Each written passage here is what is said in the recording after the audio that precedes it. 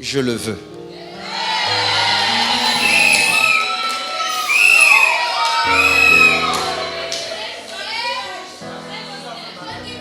Oui, je le veux.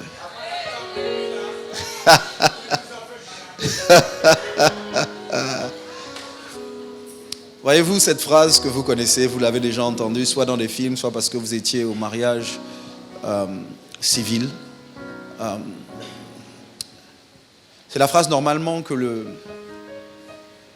les futurs partenaires se disent l'un à l'autre alors que le maire pose la question suivante.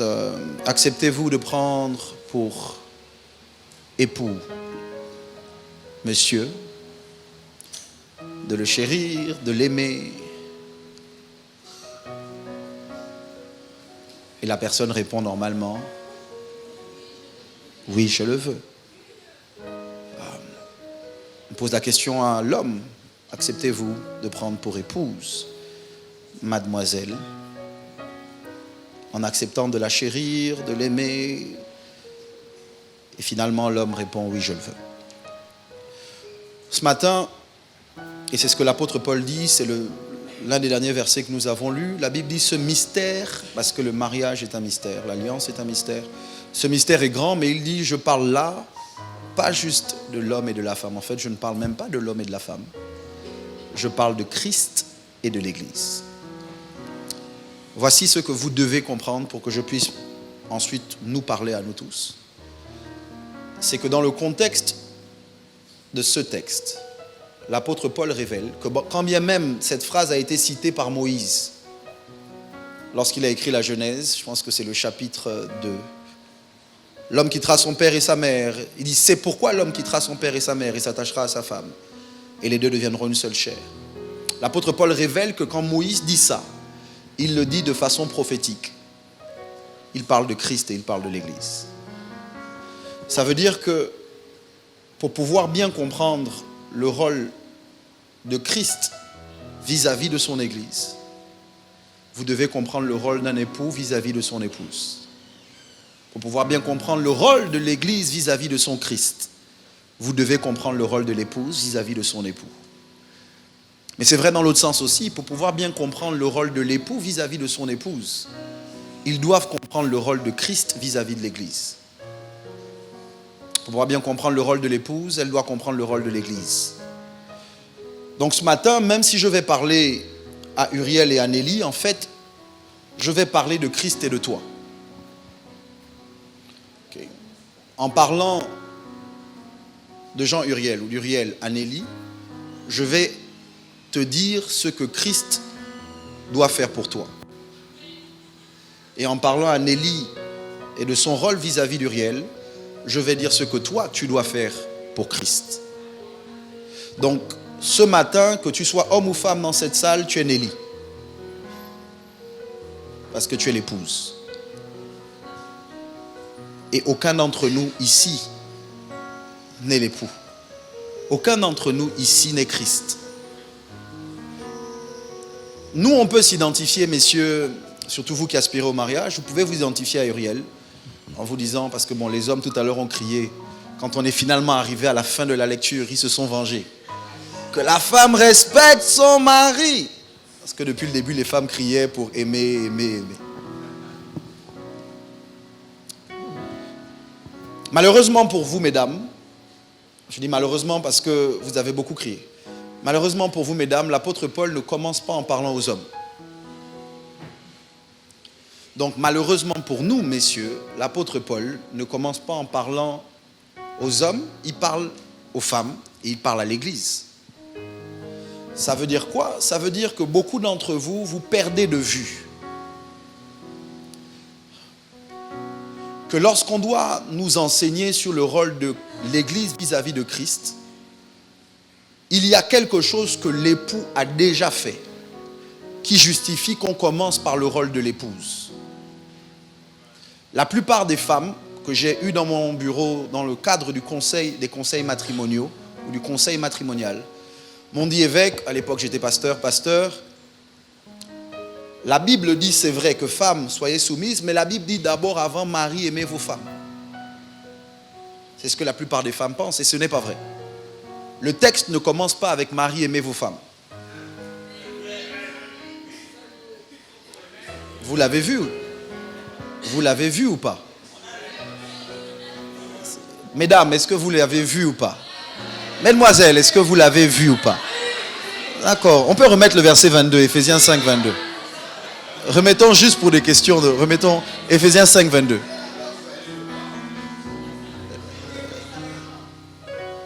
Allons-y, 1, 2, 3, lisons ensemble. Mesdames, lisez à haute voix.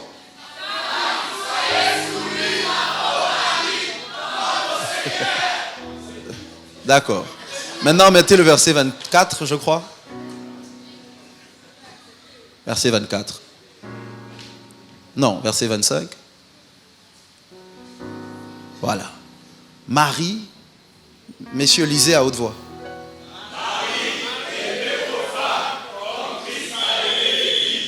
D'accord. Dans le contexte de ce texte, on ne commence pas avec le rôle du mari, mais on commence avec le rôle de l'épouse. Maintenant, attendez, parce que les hommes crient Amen, les femmes ne comprennent pas. C'est parce que normalement, on ne peut pas parler de femmes, soyez soumises à vos maris, si le mari n'a pas d'abord demandé la main de la femme. Donc, écoutez-moi, c'est choquant, mais c'est important. La première personne qui doit savoir ce qu'elle veut dans le contexte d'une relation de couple, c'est l'homme.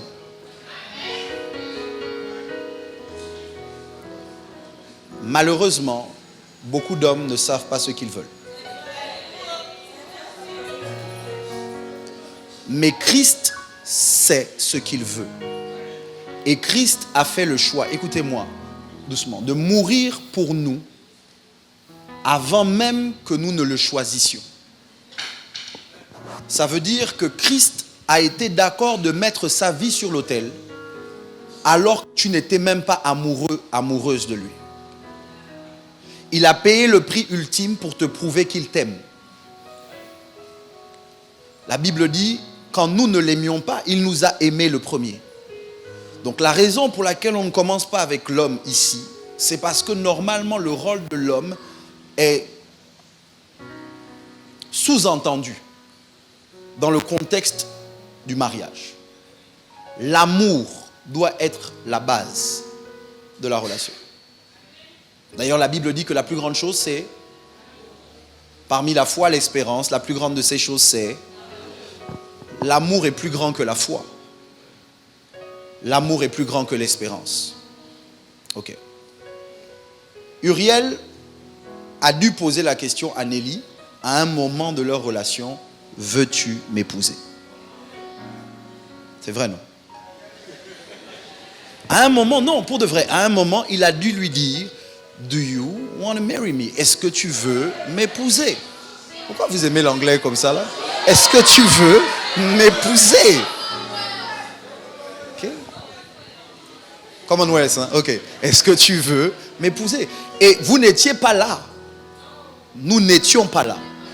Avant même que le maire ne soit là, avant même que le pasteur, l'évêque ou que l'église ne soit là, à deux, ils ont dû se mettre d'accord sur la direction qu'ils allaient donner à leur relation. À un moment, ils ont dû mettre de côté le copinage pour se dire, on veut vraiment marcher ensemble l'un avec l'autre pour la vie. Christ a fait le choix de te changer de statut. Christ ne veut pas que tu restes une copine. Tu ne peux pas rester un sympathisant. Parce qu'il y a des avantages que les copines n'ont pas. Dites Amen, mesdames. Beaucoup de gens, quand ils sont beaucoup plus jeunes, et j'entends, et je vais dénoncer, c'est pas grave, ça va vous énerver, mais c'est pas grave. Normalement, une copine n'est pas une épouse. Je regarde parfois des trucs sur les réseaux, il y a des TikTok où il y a un gars qui il se filme, il est dans la voiture, la fille arrive, il fait semblant d'être au téléphone avec un de ses potes et il dit ok, je dois te laisser parce que là j'ai ma femme qui est en train, qui vient de monter, on va aller manger. Et puis la fille, c'est toujours la plupart du temps des anglophones, la fille se retourne and he said like, you said wifey. oh my gosh, you said wifey. Am I your wife? Am I your wife? Et puis donc, tu as dit femme, tu as dit épouse, est-ce que je suis ton épouse? Et puis après, il y en a une qui dit, où est la bague? Où est la bague? Où est la bague? Je vois pas de bague ici, tu as dit femme, tu as dit épouse, mais où est la bague? Parce que finalement, les copines ont un statut, du moins les épouses ont des privilèges que les copines n'ont pas. Les copains, les époux ont des privilèges que les copains n'ont pas. Dites amen bien. Amen. Donc vous ne pouvez pas vouloir avoir le statut de copine mais les avantages d'épouse. Et vous ne pouvez pas vouloir avoir le statut de copain et les avantages d'époux. Aidez-moi à dire amen. Amen. Maintenant, je parle d'eux, mais je parle de Christ et de toi. Est-il possible que tu veuilles les avantages de l'épouse de Christ, mais tu te comportes comme la copine de Christ?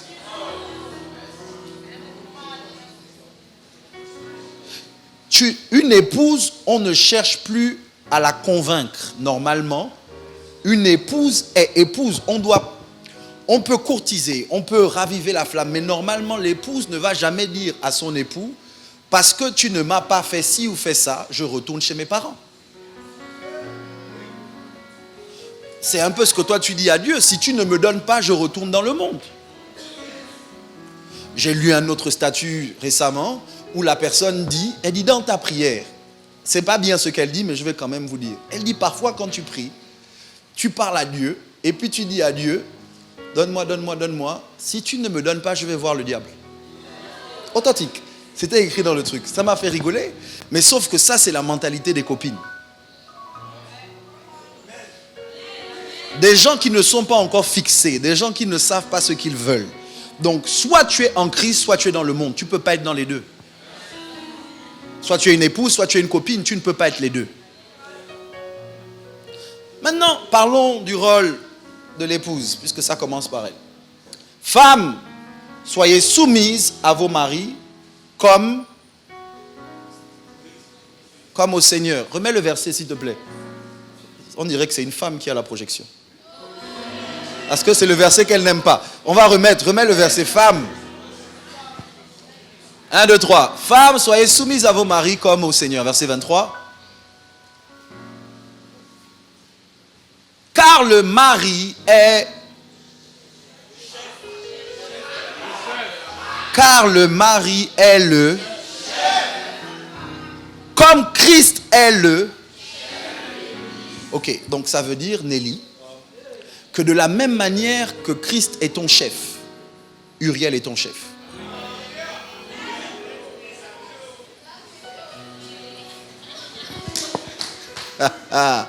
Ça veut dire que de la même manière que tu es censé obéir à Jésus, tu es censé obéir à Uriel. Non, je sais que ça vous dérange, mesdames. Mais la vérité, c'est que vous ne pouvez pas dire vous êtes soumise à Christ si vous n'êtes pas soumise à votre mari.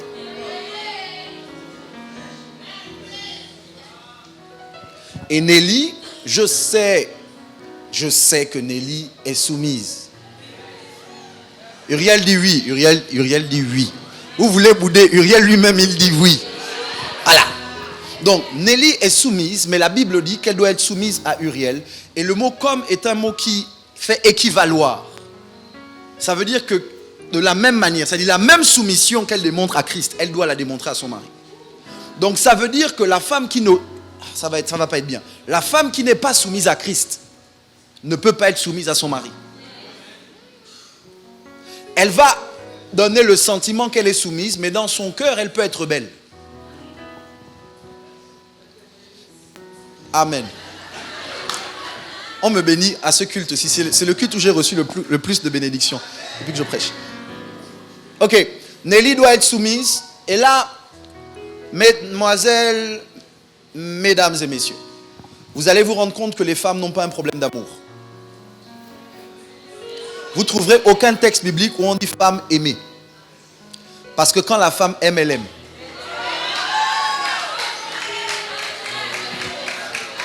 Les femmes, aidez-moi, ne me laissez pas seul. Je suis en train de mettre ma vie en danger. Voilà. Quand la femme aime, elle aime. Très souvent, les femmes qui aiment sont prêtes à faire des folies par amour. Une femme est capable de renier sa famille par amour. Une femme est capable d'aller dans un trou par amour pour suivre l'homme qu'elle aime. Une femme quand elle aime. Demandez à Michal. Michal est la fille de Saül, donc son père est roi. David est un berger, donc David comparativement n'est pas de la classe royale, mais Michal a aimé David. Son père biologique veut tuer David qu'elle aime. Michal est d'accord de se mettre son père à dos parce qu'elle aime. Mais le problème, c'est qu'une femme peut aimer et rester insoumise. Parce que l'amour n'est pas égal à la soumission. C'est ce qui va conduire Michal finalement à mépriser David alors qu'ils sont mariés et qu'elle est reine et qu'il est roi. Lorsqu'elle va le voir danser et se déshabiller, elle va regarder le fait que David danse devant les servantes. Et la Bible dit qu'elle va dire à David, pourquoi tu fais ça en fait? Tu es quand même roi. Okay? Souviens-toi que tu m'as épousé. Okay? Tu es en train de gaspiller ma réputation devant cette petite fille-là. Okay? La Bible dit que Dieu va fermer le ventre de Michal. Pourquoi? Parce qu'elle a oublié que quand bien même elle aimait David et qu'elle lui avait sauvé la vie, elle n'était pas son chef. Nelly, tu l'aimes, mais parce que c'est ton chef, il y a une façon de parler à son chef. Et là où les femmes ont des difficultés, c'est que lorsqu'elles aiment et lorsqu'elles sont sincères, elles pensent que parce qu'elles sont sincères, elles ont toujours raison. Je vais pousser. C'est ce qui te donne toi l'impression que parce que tu es sincère avec Dieu, tu auras toujours raison et que Dieu n'a pas le droit de faire certaines choses dans ta vie, pourtant tu dis qu'il est ton chef. Normalement, Nelly, si elle veut sortir maintenant qu'elle est épouse, doit dire à son mari, bébé,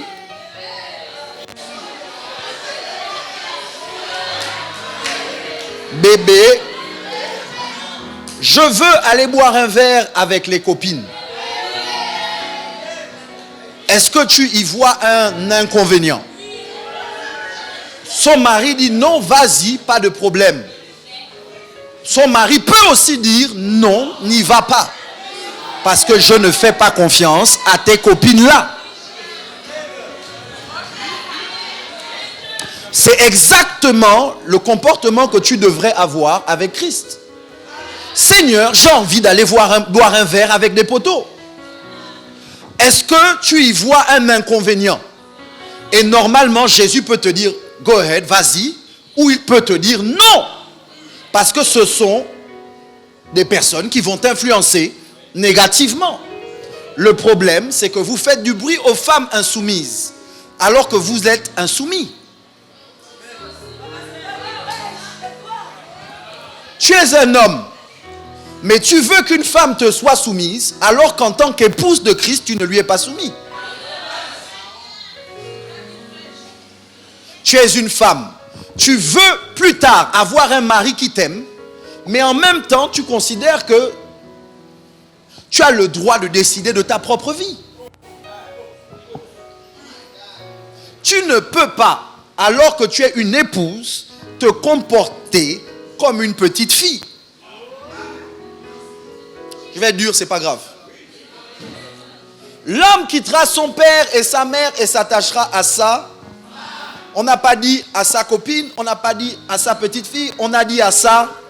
Ça veut dire que le mariage, c'est pas pour les enfants. Il faut être femme et il faut être homme. Je vais pousser. L'alliance avec Christ, c'est pas pour les enfants. Tu peux pas à un moment dire que tu es en Christ, ensuite tu es dans le diable. Tu peux pas à un moment être en Christ et puis être en boîte. Quand je dis en boîte, c'est pas le bâtiment qui me dérange. Attendez. Suivez-moi, c'est pas la boîte qui me dérange, c'est l'atmosphère de la boîte, c'est ce que tu fais dans la boîte, c'est avec qui tu danses dans la boîte, c'est les vêtements que tu portes quand tu vas en boîte, c'est l'odeur que tu as quand tu sors de la boîte, c'est ce que tu fais quand tu es en boîte. Tu peux pas dire Jésus, tu sais que je t'aime, I love you, I love you, I love you. Et puis après quand Satan vient avec une proposition, tu dis ok, en dessous de la table parce qu'il y a Jésus qui regarde, fais ça sur le côté. Femmes, soyez soumises à vos maris comme au Seigneur. Et le verset 25 maintenant. Marie. Marie. La suite, c'est quoi? Et c'est là où je vais dire des choses que je n'ai pas l'habitude de dire. Ça va faire du bien et déranger. Mais autant que je vous ouvre mon cœur et que je prêche sur cette révélation. Les hommes ont un problème d'amour. Les hommes n'ont pas un problème de provision. Quand un homme est homme, il est responsable. Un homme qui a du mal à prendre ses responsabilités est un garçon. Ce n'est pas un homme. Un homme est responsable.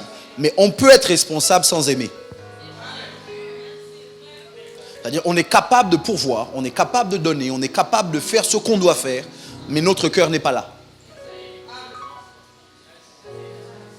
Et donc, quand Dieu parle au mari, à Uriel, Dieu dit à Uriel, et à moi, et à toi, et à nous, Uriel, aime Nelly comme je t'ai aimé. Ça me dérange, parce qu'il ne dit pas aime Nelly comme elle veut.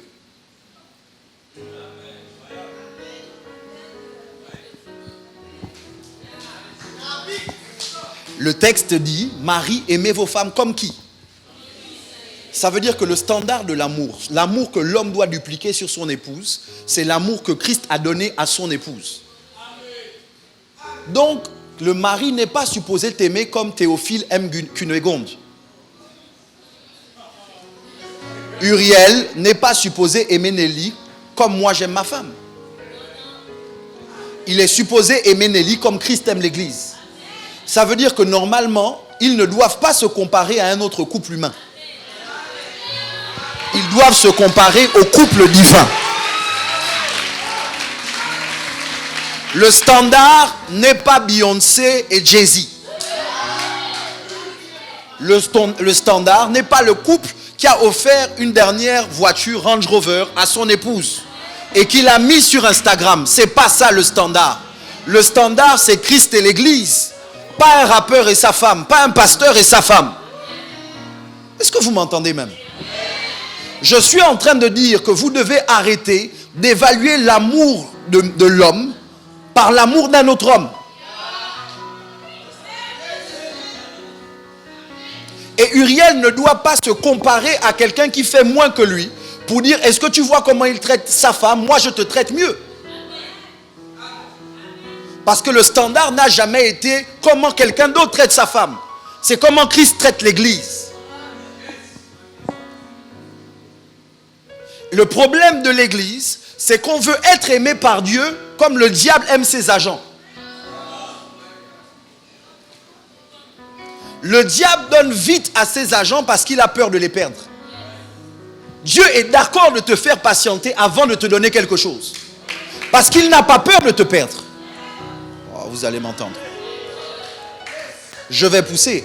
Un mari comme Christ n'a pas peur de perdre sa femme. Pourquoi? Parce que sa femme est la résultante. Mets le texte pour que je montre. Il s'est livré lui-même pour elle. Verset 26. Afin de la sanctifier par la parole, après l'avoir purifiée par le baptême d'eau. Verset 7. Afin de faire paraître devant lui cette église glorieuse, sans tache, ni ride, ni rien de semblable, mais sainte et irrépréhensible. Ça veut dire que l'église ne deviendra jamais sainte, sans tache et irrépréhensible parce qu'elle se purifie. Merci. Je vais dire ça différemment. Je parle d'Uriel. Nelly est l'église, Uriel et moi, toi, non. Christ est Uriel, nous sommes Nelly. Le texte dit, et c'est ça que j'ai contre la religion nous fait croire que si nous on ne se sanctifie pas pour être une église sans tache, ni ride, ni rien de semblable, on ne pourra pas être enlevé. Mais ce texte dit que ce n'est pas nous qui nous sanctifions. La responsabilité de faire paraître une église sans tache, ni ride, ni rien de semblable est sur Jésus. Je vais vous choquer. Dieu n'a pas peur de te perdre. Parce que de toutes les façons, il sait déjà qui va rester.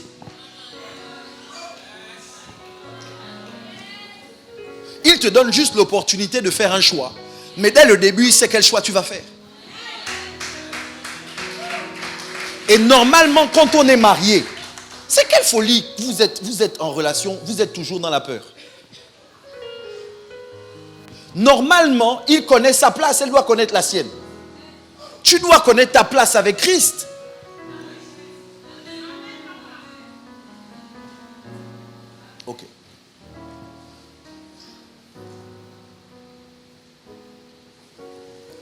Je peux avoir de l'eau?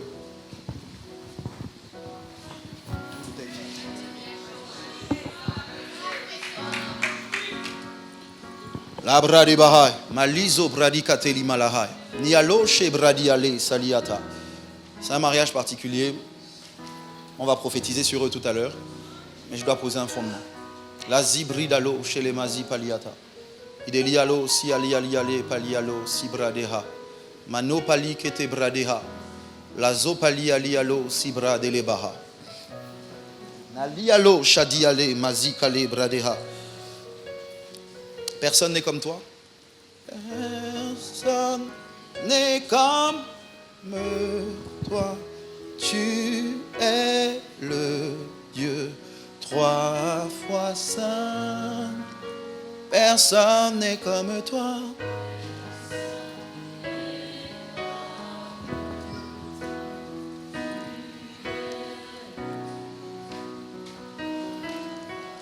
C'est un homme, mais dans le contexte, il représente l'épouse. Je représente Christ. Marie, aimez vos femmes comme Christ a aimé l'Église et s'est sacrifié lui-même pour elle. L'amour d'un homme, d'un mari pour sa femme ne se démontre pas dans le fait qu'il lui donne toujours ce qu'elle veut, mais qu'il lui donne toujours ce dont elle a besoin. L'amour, c'est pas tu fais des caprices, je te donne. L'amour, c'est je me rends compte que pour ta vie, je dois mourir, je vais mourir. La preuve de l'amour, c'est pas la Range Rover. C'est pas le sac Louis Vuitton.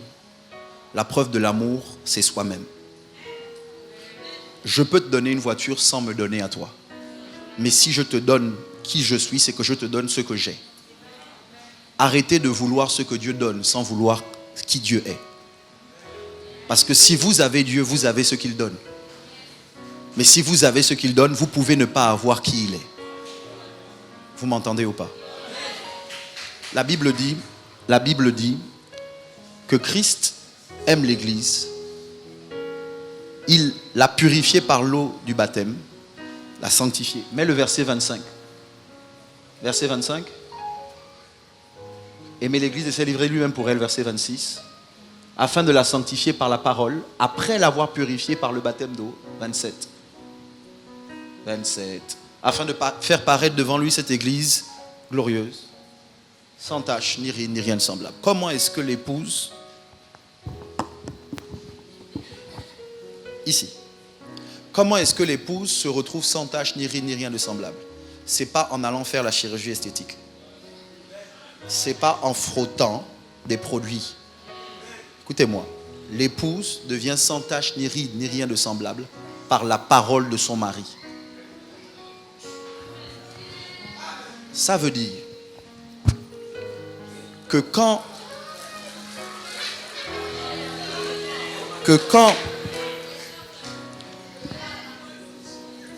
Christ lui parle, Christ le nettoie, Christ le purifie, Christ le sanctifie pour que la vieillesse, pour que le temps n'affecte pas son corps.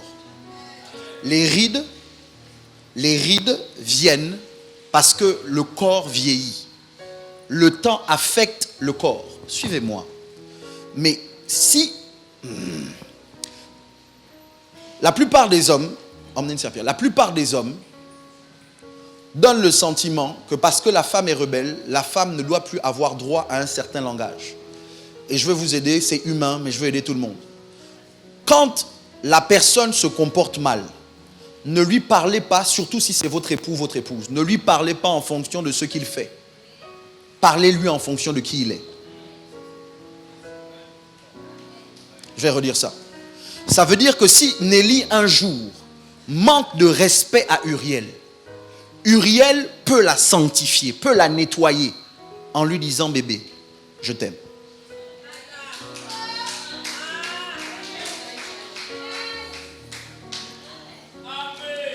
Suivez-moi. La plupart d'entre vous, vous êtes en difficulté avec Christ. Parce que vous ne réalisez pas que même quand vous êtes infidèle, à aucun moment Jésus te dit je ne veux plus de toi. Parce qu'il est dans une alliance avec toi et il a commencé un travail de sanctification. Il ne s'arrêtera pas tant que tu n'es pas sainte, sans tache, ni ride, ni rien de semblable et que tu es glorieuse. C'est pour ça que malgré tes fautes, malgré tes péchés, Jésus est toujours en train de te dire, je t'aime. Tu peux y arriver. Relève-toi. Ne reste pas par terre. Si tu confesses tes péchés, je suis fidèle et juste pour les pardonner et pour te purifier de toute iniquité. Quand Nelly, parce que Nelly va se tromper un jour, parce que Nelly va se mettre en colère, parce que Nelly va être déçue, le rôle du mari, c'est de ne pas traiter la femme selon ce qu'elle vient de faire, mais selon qui elle est à ses yeux. Uriel va devoir prendre sur lui la responsabilité de dire, c'est vrai que je pourrais aussi m'énerver. Mais la Bible dit une parole douce calme la fureur. Donc à ce moment, alors que tu m'énerves, je veux te rappeler que c'est toi que j'ai choisi. Là, les femmes meurent. Je veux te rappeler que c'est toi que j'ai choisi. Je veux te rappeler que je t'aime.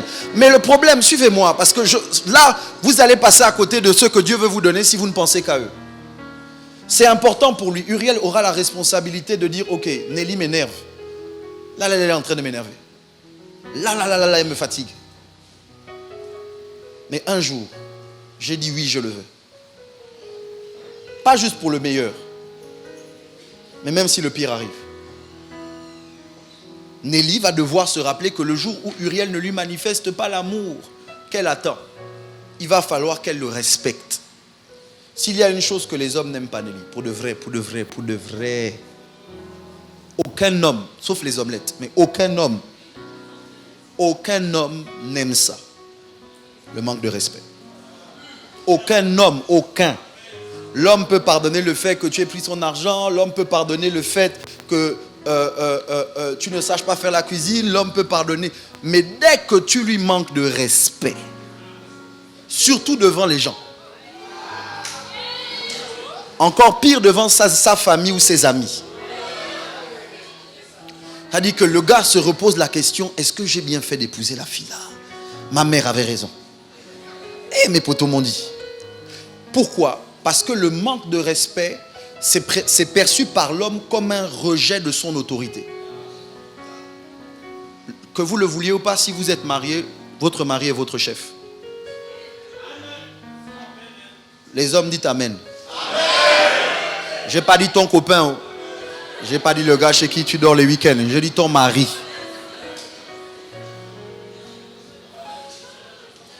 S'il y a une chose qui fait fondre le cœur d'une femme, ce n'est pas les cadeaux. Cadeaux, elle peut trouver les cadeaux partout aujourd'hui. En 2022, la femme peut trouver les cadeaux. Une femme est d'accord de pardonner l'impardonnable quand elle sait qu'elle est aimée. Authentique. Parce que la femme, quand la femme aime, même si le gars est brigand, il est son brigand.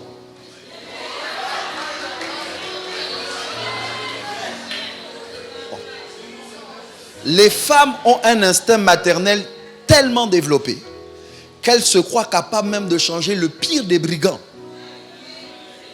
au plus grand gentleman. La femme tire une fierté dans le fait d'habiller son gars, de prendre soin de lui, c'est-à-dire, la femme a l'impression même que le gars là c'est son bébé. Et les femmes vont dire, j'ai 4 enfants à la maison. Et dedans elles comptent le mari. Authentique. 4 enfants à la maison et dedans elles comptent le mari. Dans le contexte, mesdames, vous n'êtes pas sa mère. Dites Amen, mesdames. Amen. Tu n'es pas sa mère. Tu ne peux pas le changer. Mais même si tu romps, tu dois le respecter. Même si tu ne veux plus, tu dois le respecter. Là, je parle du copinage, je ne parle pas d'eux. Je parle de vous.